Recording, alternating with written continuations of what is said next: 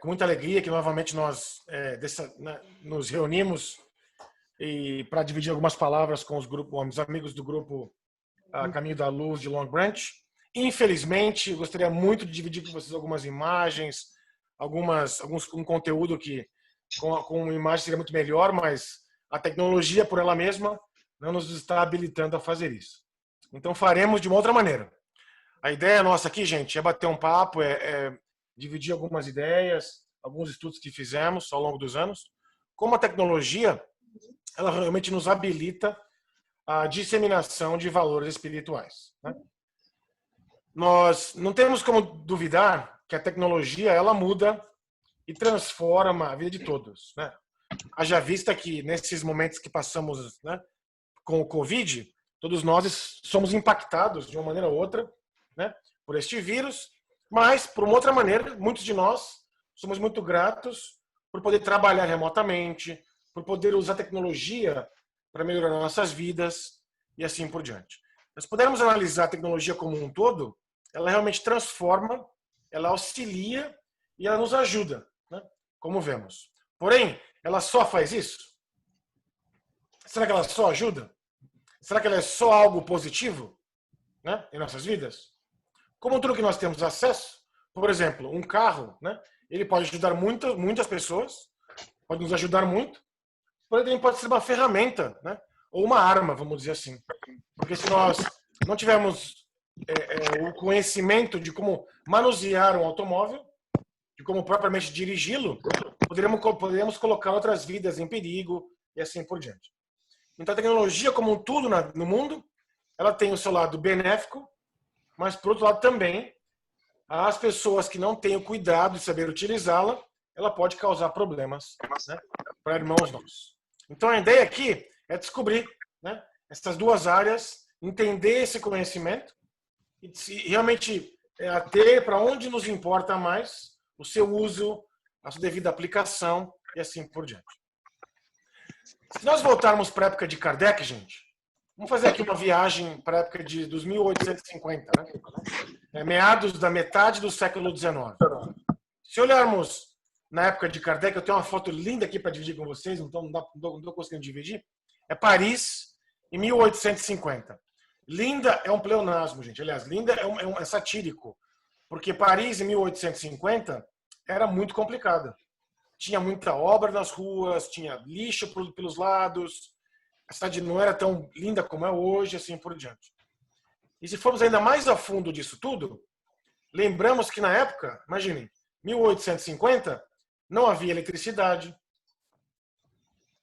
não havia aquecimento.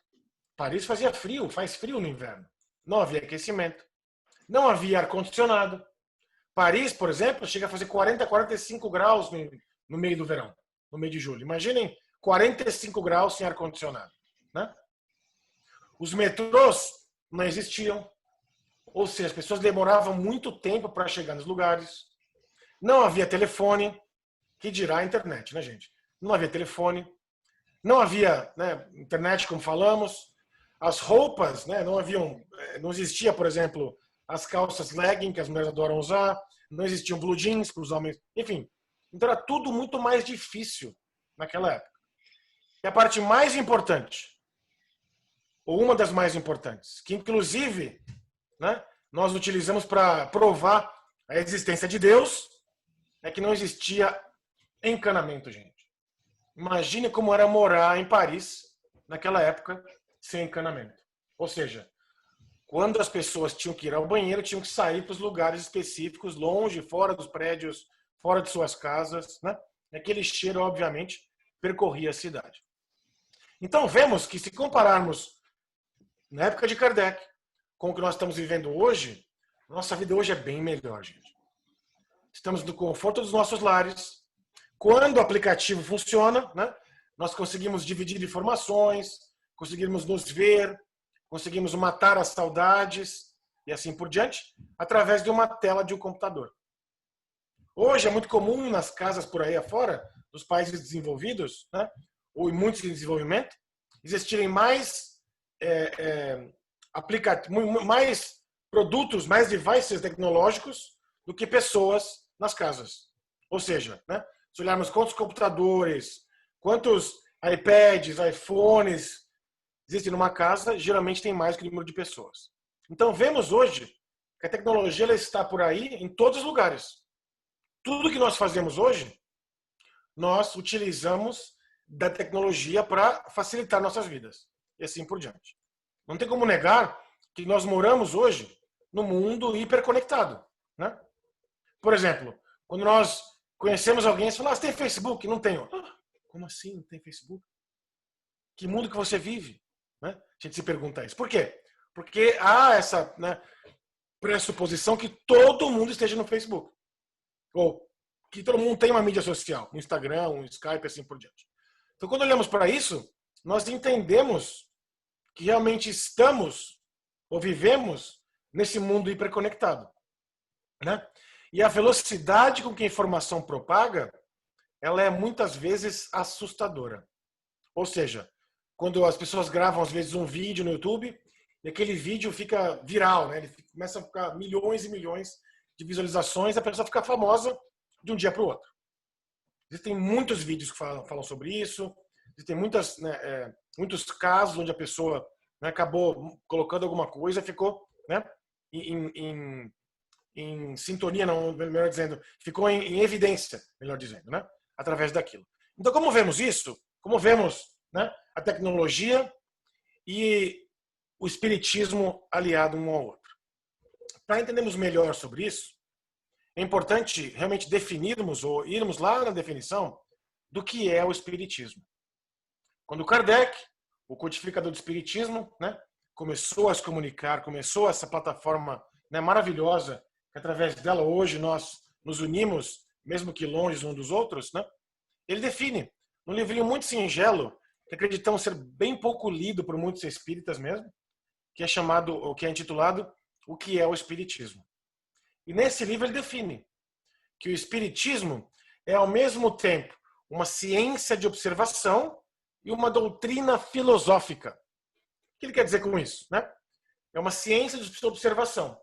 Através da observação nas comunicações mediúnicas, através da observação do dia a dia, das sociedades, como as pessoas se unem, se agem, né? Reagem, se lidam, né? Começa-se a fazer as observações. E a partir daí, vira-se uma doutrina filosófica, que nos mostra, por exemplo, de onde viemos, o que realmente somos e para onde iremos no futuro. Né? Como ciência prática, Kardec mostra, ela se consiste nas relações que estabelece entre nós, espíritos encarnados, e os espíritos desencarnados. Ou seja, ela nos mostra que há sim uma ligação entre todos nós, meus amigos, e aqueles de nós, aqueles companheiros nossos, que já retornaram à pátria espiritual. Então ele traz esse consolo, ele traz esse conforto que nos mostra, Flávio, né? Fique tranquilo, a sua mãezinha que já retornou para o plano espiritual, você vai encontrar com ela um dia. E muitas vezes você pode se comunicar com ela aqui, durante essa vida ainda. Então temos essa observação, né? Aprendemos com essa ciência prática de milhares e milhares de mensagens, né? Chico Xavier publicou vários livros, onde alguns deles traziam cartas de suas mães para os seus filhos e assim por diante. Então essa comunicação com o mundo espiritual, com os entes queridos, com nossos mentores, né? Nossos anjos guardiões, né? Eles nos trazem essa paz de espírito. Elas nos trazem, as mensagens nos trazem esse consolo de que a vida continua. Isso, gente, muda completamente. Porque antigamente, antes do advento do espiritismo, nós tínhamos ideia. Nós sonhávamos com as pessoas, né? Nós tínhamos, assim, uma vaga ideia de que um dia nos retornaríamos todos juntos e assim por diante. Mas não tinha algo experimentado.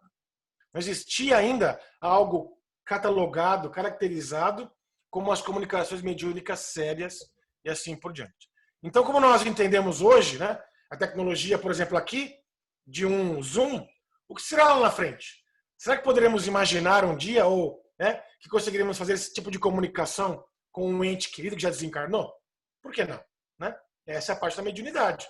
Se nós conseguimos ouvir, sentir, né, os espíritos que já desencarnaram, por que não um dia, né, através de um FaceTime ou de um Skype da vida, ou uma ligação de vídeo no WhatsApp, falarmos com nossos entes queridos que já desencarnaram? Seria maravilhoso, né? Com certeza, né? Isso é o progresso tecnológico indo aí para frente. E continuamos a definição do espiritismo, ele ainda continua. Como filosofia, ele compreende todas as consequências morais que demandam essas mesmas relações. Ou seja, né, filosoficamente falando, aprendemos com o espiritismo que essas relações entre espíritos, encarnados com encarnados, nós aqui, por exemplo, nossos amigos, nossas famílias, nossos parentes, nossos trabalhos, chefes, empregados, né? Pessoas que prestam serviço, quando nós prestamos serviço e assim por diante. A consequência dessas relações trazem, né, a nossa parte moral, ou seja, como tratamos o nosso próximo, e assim por diante, como esperamos ser tratados, né? E aí ele, para finalizar o parágrafo, ele fala que é realmente a ciência que trata da natureza, da origem e do destino dos espíritos, bem como das suas relações com o mundo corporal. Ou seja, então ele escreve categoricamente essa ciência experimental que lida da natureza, de onde vieram os espíritos, como nós fomos criados, né?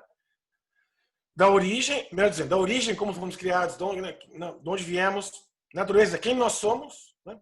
E do destino, onde nós iremos no próximo passo, de todos os espíritos, tanto os desencarnados como os encarnados. Eu falei muita coisa aqui, e para resumir ainda mais, gente, espiritismo é essa tríplice que aprendemos: filosofia, religião e ciência, que nos traz essas receitas diárias para o nosso comportamento. Eu costumo dizer que nós somos espíritas 24 horas por dia. Ao ponto que antigamente, isso não é uma crítica, isso é uma contestação, ao ponto que antigamente nós éramos religiosos somente aos domingos de manhã. Não é verdade? Nós íamos às igrejas, aos templos, domingo de manhã, ouvíamos a preleção do pastor, do padre, do sacerdote, né? E imaginávamos que colocávamos em prática e assim por diante. Mas será que colocávamos em prática mesmo? Né?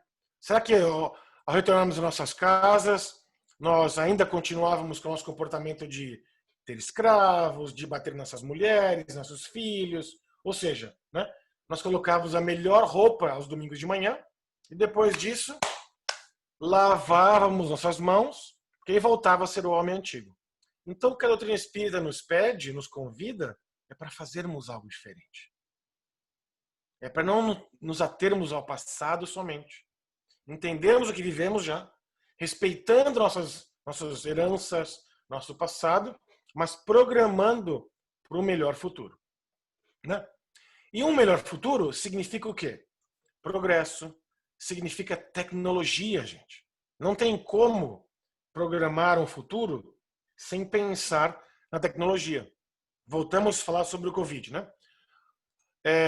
Quando a primeira pandemia apareceu no mundo, há cerca de 20 anos atrás, um pouquinho mais, um pouquinho menos, nós não existiam essas capacidades, por exemplo, de fazermos o que estamos fazendo agora, né?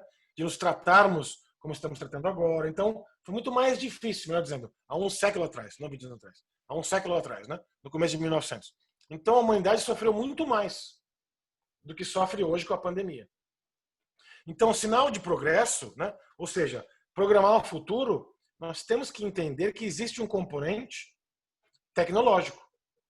E o mais lindo disso tudo é que Kardec, já sabendo que isso ia acontecer, ou melhor dizendo, os espíritos já falando para Kardec, sabendo que isso ia acontecer, tem uma frase linda na Gênese, que é mais ou menos assim: o espiritismo jamais será ultrapassado. Vou repetir. O espiritismo jamais será ultrapassado. Por quê? Se novas descobertas lhe demonstrassem estar em erro acerca de um ponto qualquer, ele se modificaria nesse ponto. Se uma verdade nova se revelar, ele a aceitará. Então, isso é a parte mais linda, gente, que eu acredito no espiritismo. Por quê? Porque não é uma doutrina fixa, né? Não é uma doutrina que para no tempo. Kardec sim codificou, Kardec sim compilou os ensinamentos, ele construiu, por exemplo, o basement da nossa casa, o porão da nossa casa. Ele construiu com alicerces sólidos, fortes, que podem sustentar andares e andares acima. Cabe a nós agora continuar construindo cada um desses andares através dos pilares, através desse basement que Kardec construiu para a gente. Uma analogia assim de construção, nós vemos que cada um de nós construirá a sua casa. Alguns com 3 andares, outros com 5 andares, outros maiores, outros menores, outros com as portas maiores, portas menores. Isso tudo não importa, ou não vai de contra ao porão que ele construiu. Por quê? Porque não será ultrapassado. E se por algum motivo ou outro, outras tecnologias vierem, ó, em vez de você usar concreto X, você usa concreto Y, em vez de você usar plástico, você usa outro polímero, ou seja, com outras tecnologias, a doutrina espírita, gente, vai se adaptando, vai se aderindo ao progresso. Da mesma maneira que se fizermos uma analogia, por exemplo, com a medicina de hoje, né? Existem muitos lugares remotos no mundo onde simplesmente não há especialistas. Então, por exemplo, se você mora numa cidade do interior, de um lugar, né, e tem um problema muito sério ou muito específico, a chance de você encontrar um especialista é raro. Então, hoje existem já recursos na medicina, chamada telemedicina, ou seja, tele prefixo à distância, medicina à distância, onde a telemedicina se faz presente. Você vai para um consultório médico, onde lá existe um clínico geral, e através de uma videocâmera com aparatos especializados, você consegue ter uma consulta com um especialista. Então já vemos isso na medicina. Também vemos isso, né, no espiritismo, obviamente. Se tudo tivesse, né, de comum acordo, de acordo com o plano, nós estaríamos agora nos vendo, podendo, né, enxergarmos uns aos outros através da plataforma, né? Poderíamos, por exemplo, ver algumas imagens que eu trouxe para dividir com vocês. Mas, embora não seja o caso, se formos, por exemplo, uma breve pesquisa no YouTube, teremos lá vários canais de espiritismo. Muitos canais, em português, inglês, qualquer idioma que seja da nossa preferência. Hoje vemos, por exemplo, o Divaldo fazendo live no Facebook 2 vezes por semana. Não é verdade? Temos palestras disponíveis, seja qual for o tópico, seja qual for o conteúdo que estivermos precisando. Ah, quero saber sobre depressão. Ok, vamos procurar sobre depressão. Ah, quero saber sobre como prevenir suicídio. Ah, como prevenir suicídio. Ah, quero saber como evangelizar melhor nossos filhos. Ah, como fazer isso. Ah, qual a visão espírita do... Qual a interpretação espírita? Tá lá. Então temos isso, essa flexibilidade, através da própria tecnologia, que nos mostra, nos habilita a termos esse contato, né? A termos essa colaboração, ou seja, a bem utilizarmos esse conteúdo para chegar até nós. Se fizermos uma breve análise aqui nos Estados Unidos, temos muitos centros espíritas, como esse, como o de vocês, obviamente, que estamos fazendo, né, essas palestras virtuais. Temos irmãos espíritas que têm canais que falam sobre o espiritismo, temos isso. Temos canais espíritas que só colocam palestras e vídeos, né, informações apuradas, né, provavelmente filtradas, para podermos melhorar nosso conhecimento espírita. Temos grupos de estudos hoje, através de YouTube, através de Facebook, e assim por diante. Então, ou seja, existem, através da tecnologia, mecanismos, ferramentas, né, opções para nós continuarmos progredindo, para nós continuarmos realmente disseminando esses valores espirituais para o nosso dia a dia. Então, existem. Agora, quantos de nós para pesquisar isso? Quantos de nós paramos, não para olhar para isso ao invés de ficar olhando nosso feed do Facebook somente? Quantos de nós utiliza esse minuto ou essa hora, né, para o nosso crescimento pessoal, para o nosso crescimento espiritual? Joana de Ângelo nos convida a tomarmos muito cuidado com a hora vazia em nossas vidas. Ela nos pede com muito carinho para olharmos realmente para a hora vazia. Ah, Flávio, mas eu não quero ficar sendo palestra o dia inteiro. Concordo. É chato, né? Não dá para ficar o dia inteiro, é verdade. Só que existem, por exemplo, rádios. Rádio Boa Nova, Rádio Espírita de Atlanta, né? Rádio Espírita Esperança, Rádio Brasil Espírita, a Kardec Radio. Existem rádios espíritas que trazem conteúdo, trazem música, trazem obras artísticas, um pouco mais de conteúdo, bate-papos. Nós fazemos, por exemplo, o Spiritist Conversations. É um podcast que nós entrevistamos pessoas, conversamos com elas, para ouvir no telefone, no carro, né? 40 minutinhos, nós gravamos, está disponível lá, tem vários lugares, no podcast do iTunes, enfim, vários lugares, porque a gente entende que, de repente, não é só um tipo de conteúdo que as pessoas se interessarão. Tem pessoas que vão preferir mais palestras, outras preferirão mais um bate-papo, outras ouvirão músicas. Não importa qual seja o método ou o mecanismo, o que é importante, gente, é nós nos atermos para realmente a nossa realidade. Lembra que falamos? A origem, a natureza e o destino dos espíritos. Qual que é a nossa natureza? Nossa natureza é espiritual. Essa vida aqui é provisória. Vivemos 70, 80 anos, né? E depois retornamos ao mundo espiritual.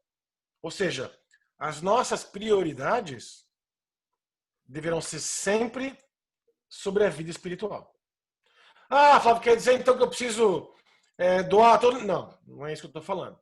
Eu estou dizendo que as nossas prioridades elas devem ser sempre aos deveres e ao que nos ater à vida espiritual.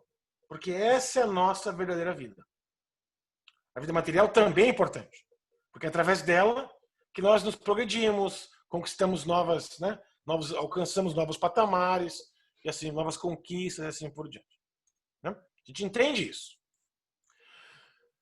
Então, fazemos um parênteses. Como é que está, então, a nossa família, ou a família em geral, e o progresso com a tecnologia?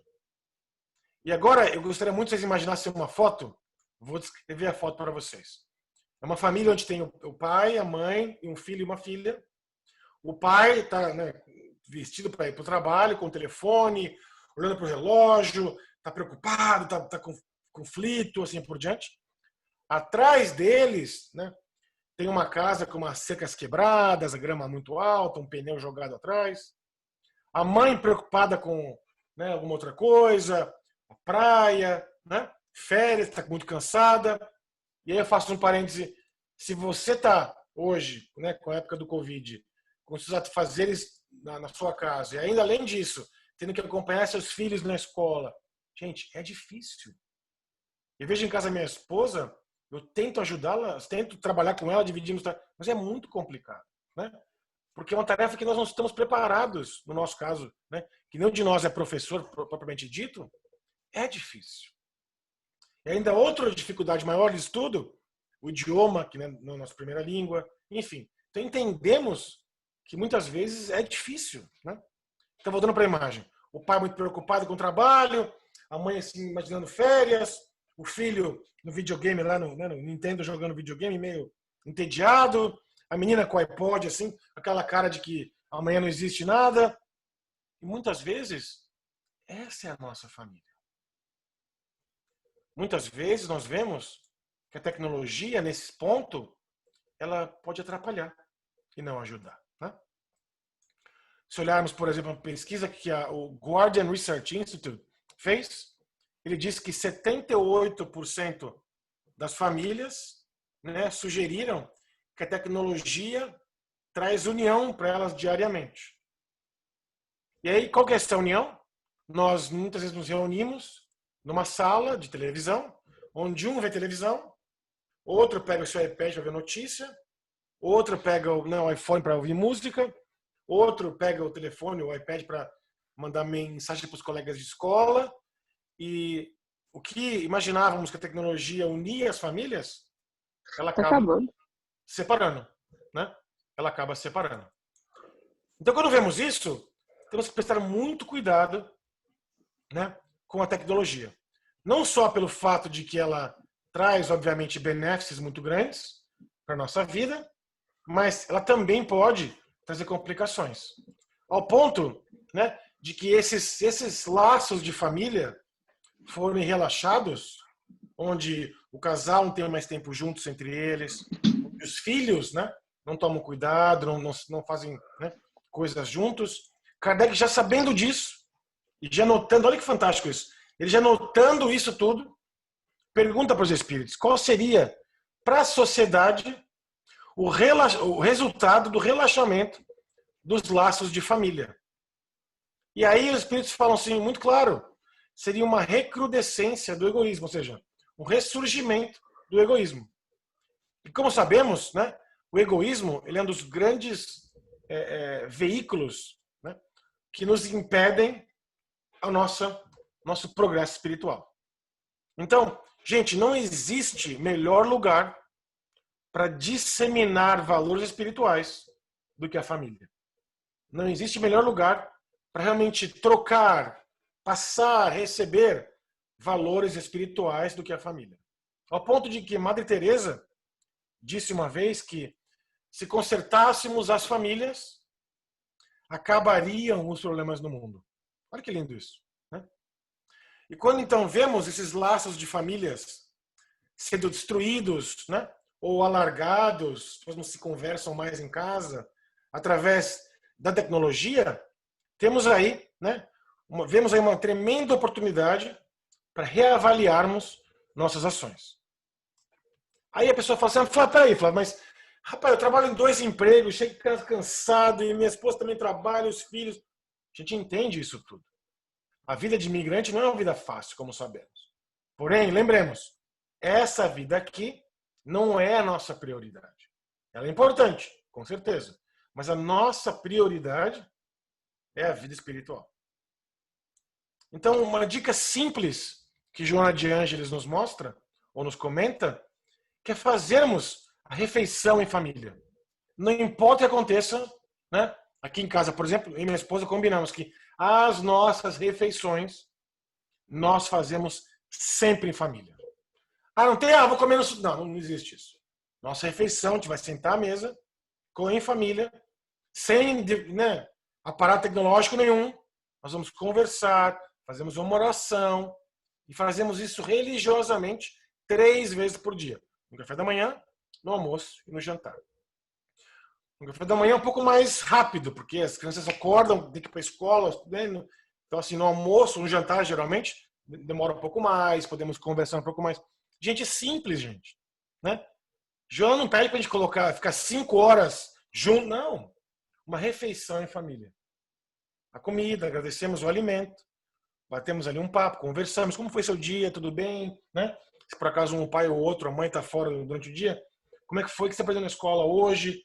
O que você tem de novo? O que aconteceu? Coisas simples, para tentar realmente unir esses laços. Porque, gente, nós não unirmos esses laços, lá na frente, eles ficam tão fininhos, tão fragilizados, que qualquer problema mais sério, eles se rompem. E haja vista aí tantos relacionamentos que nunca ninguém imaginava que eles terminariam e acabam, né, se rompendo. De novo, essa não é uma palestra sobre casamento e divórcio, então não é nossa ideia falar muito sobre isso, mas, né, nós aprendemos com o Espiritismo que esses relaxamentos dos laços familiares desenvolvem ou fazem ressurgir o egoísmo, e quando o egoísmo está aflora, nós acreditamos que o mundo inteiro gira em torno de nós, do nosso umbigo, não paramos para nos colocar na posição do outro, e muitas vezes acontece o quê? Nos distanciamos do outro. Então tá aí a dica, né? Que aprendemos com, né, a modernidade, com a tecnologia e também com o Espiritismo. Né? A revista Time, gente, de 2004, ou seja, 16 anos atrás, fez uma pesquisa perguntando assim, será que os nossos filhos estão tão muito conectados para o próprio bem deles? E isso, eles vão até rir da foto. Porque a foto que existe é aquele iPad grandão, aquele iPod grandão. O telefone que é aquele flip, né, que abria assim, telefone de, né, de 15 anos atrás, né, e assim por diante. Então, essa ideia, nessa matéria, uma pessoa chamada Jordan Grafman, que era, na época, o superintendente do Departamento de Neurociência Cognitiva do Instituto Nacional de Desordens Neurológicas e Acidentes Vasculares, fez durante alguns anos, e ele nos mostra que ele, né, pelo que percebeu nessa pesquisa, muitas crianças já vêm fazendo seu dever de casa ao mesmo tempo que conversam com os amigos no Messenger.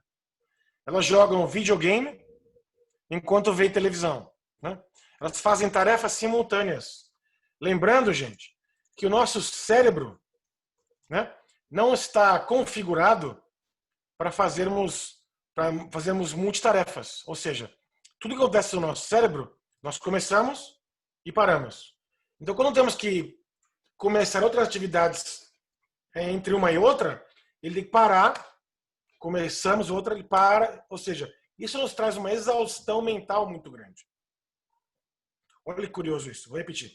O nosso cérebro, ele não está configurado, ele não foi criado para fazermos várias tarefas juntas, que requerem raciocínio.